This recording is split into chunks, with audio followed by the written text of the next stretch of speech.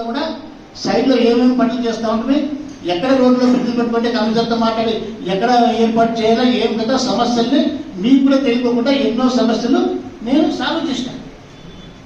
సొంతంగా ఎంతో డబ్బులు నేను ఖర్చు పెట్టుకున్నాను. రాయదుర్గంలో ఇల్లు కూడా నేను తిరిగినా. నేను తిరిగిన ఇల్లు రాయదుర్గంలో తిరిగి ఉండడానికి ఎవరికి సాధ్యం కాదు. ఆ రోజు పుట్టక తోటని ల్యాండ్ అక్విజిషన్ పెండింగ్ ఉంటే డబ్బులు ఎవరు తెప్పించింది? జగనన్న డబ్బులు ఇచ్చేది ఎవరు కాదంటారా? జగనన్న కూడా ఇచ్చారు. జగనన్న ఇచ్చేది ఆంధ్రప్రదేశ్ ప్రభుత్వం. జగనన్న నాకు నీకన్నా ముందే నాకు పరిచయమే, అందరికన్నా ముందే పరిచయమే. నేను ఆ రోజులలోనే రాజీనామా చేసి జగనన్న కుటుంబం కోసం వచ్చేవాడిని. మీకు ఎక్కువ పరిచయమా జగనన్న? నాకు ఎక్కువ పరిచయమా? మీకు దగ్గర నాకు దగ్గరనా?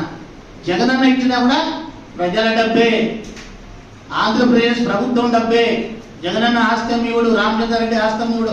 రామచంద్రారెడ్డి అయినా సొంత డబ్బులు ఇచ్చినాడు, జగనన్న సొంత డబ్బులు ఏమి లేవనికి. దీన్ని మనం గుర్తుపెట్టుకోవాలి.